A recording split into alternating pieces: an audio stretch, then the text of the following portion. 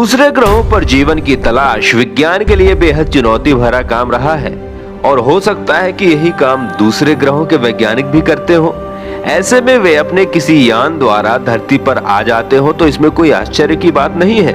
हम भी तो चांद मंगल ग्रह पर पहुंच गए हैं। हमने शनि पर भी एक यान भेज दिया है।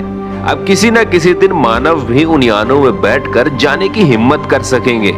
वैज्ञानिकों के लिए सबसे बड़ा सवाल ये है कि क्या कोई ऐसे इंसान भी हैं जो बगैर किसी ग्रह के जीवन जी रहे हो और वे इसी तरह अपना सारा जीवन किसी यान में ही गुजार देते हो। जो भी हो, दुनिया भर के वैज्ञानिकों में इस वक्त दूसरे ग्रह के प्राणियों का धरती पर आने को लेकर शोध बढ़ सा गया है। हर देश का वैज्ञानिक इसी खोज में लगा हुआ है कि क्या सचमुच अपने देश में भी एलियंस आए थे और क्या किसी ने इसे देखा है। लोग इसे माने या ना माने, लेकिन ये सच है कि धरती पर दूसरे ग्रहों के लोग आकर चले गए हैं और वे आते ही रहते हैं, और ये भी कि वे धरती पर किसी अनजानी जगह पर रहते भी हैं। वैज्ञानिक यही सब कुछ खोज कर रहे हैं। इस खोज के चलते ही भारत में ऐसे कई स्थानों की खोज की गई है, लेकिन हम आपको 7 स्थानों के बारे में बताएंगे। लेकिन उसके पहले हम ये जानना चाहते हैं कि इसका सनातन धर्म से क्या संबंध है। कहना होगा कि इसका हर धर्म से ही संबंध है। आइए जानते हैं। नंबर 1, हिमालय। विश्व भर के वैज्ञानिक मानते हैं कि धरती पर कुछ जगहों पर छुप कर रहते हैं दूसरे ग्रह के लोग। उन जगहों में से एक है हिमालय। भारतीय सेना और वैज्ञानिक इस बात को स्वीकार नहीं करते, लेकिन वे अस्वीकार भी नहीं करते हैं। हिस्ट्री चैनल्स की एक सीरीज में इसका खुलासा किया गया है। भारतीय सेना और भारत तिब्बत सीमा पुलिस की यूनिट ने सन 2010 में जम्मू और कश्मीर के लद्दाख क्षेत्र में उड़ने वाली अनजान वस्तुएं यानी यूएफओ के देखे जाने की खबर दी थी, लेकिन बाद में इस खबर को दबा दिया गया। लेकिन सोशल मीडिया पर इस खबर की अच्छी खासी चर्चा रही। नंबर 2, उड़ीसा। इस बात का पता एक ताड़पत्र की खुदाई से चला था। वर्ष 1947 में भारत के आजाद होने के कुछ महीने पहले ही एक यूएफओ को उड़ीसा के नयागढ़ जिला में उतरते देखे जाने की बात कही गई थी। एक स्थानीय कलाकार पचानन मोहरना ने इस घटना को ताड़पत्र पर खुदाई कर दर्ज कर दिया था। पचानन ने उस एलियन व उसके विमान के रेखा चित्र भी बनाए थे। ये यूएफओ 31 मई 1947 को पहाड़ी इलाके नयागढ़ में उतरे थे। इस घटना के एक माह बाद ही न्यू मैक्सिको के पास एक संदिग्ध दुर्घटना भी हुई थी।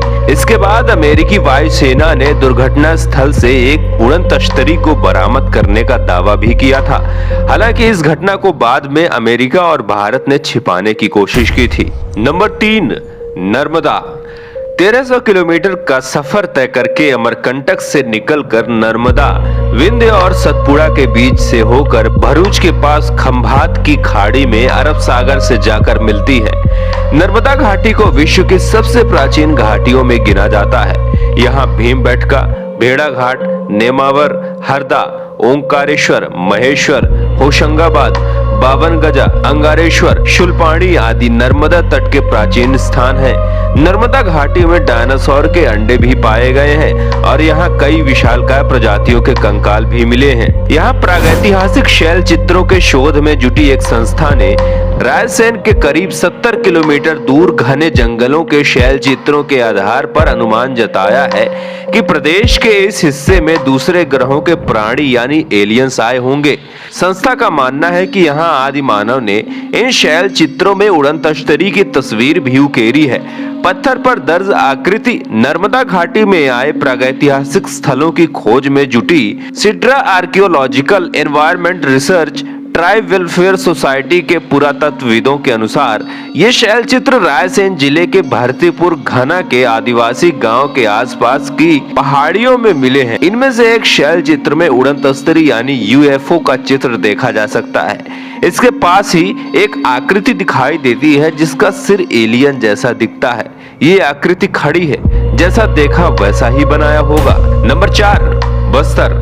छत्तीसगढ़ के बस्तर जिले में एक गुफा में 10,000 वर्ष पुराने शैल चित्र मिले हैं। नासा और भारतीय आर्कियोलॉजिकल की इस खोज ने भारत में एलियंस के रहने की बात को पुख्ता कर दिया है। यहाँ मिले शैल चित्रों में स्पष्ट रूप से एक उड़न तश्तरी बनी हुई है। साथ ही इस तश्तरी से निकलने वाले एलियंस का चित्र भी स्पष्ट रूप से देखा जा सकता है, जो आम मानव को एक अजीब छड़ी द्वारा निर्देश दे रहा है। इस एलियन ने अपने सिर पर हेलमेट जैसा कुछ पहन भी रखा है, जिस पर कुछ एंटीना लगे हैं। वैज्ञानिक कहते हैं कि 10,000 वर्ष पूर्व बनाए गए ये चित्र स्पष्ट करते हैं कि यहाँ एलियंस आए थे, जो तकनीकी मामले में हमसे कम से कम 10,000 वर्ष आगे ही हैं। नंबर 5, अजंता एलोरा। माना जाता है कि एलोरा की गुफाओं के अंदर नीचे एलियंस का एक सीक्रेट शहर है। ये हिंदू, बौद्ध और जैन धर्म का प्रमुख स्थल है।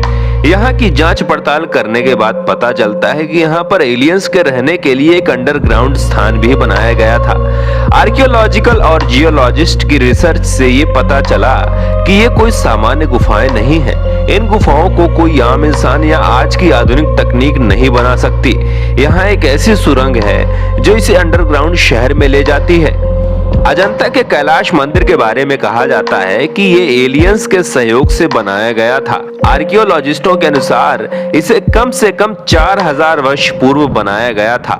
40 लाख टन की चट्टानों से बनाए गए इस मंदिर को किस तकनीक से बनाया गया होगा, ये आज की आधुनिक इंजीनियरिंग के बस की बात नहीं है। नंबर 6, महाबलीपुरम। केरल का महाबलीपुरम शहर बहुत ही प्राचीन शहर है। यहाँ के अब तक ज्ञात सबसे प्राचीन राजा बलि थे।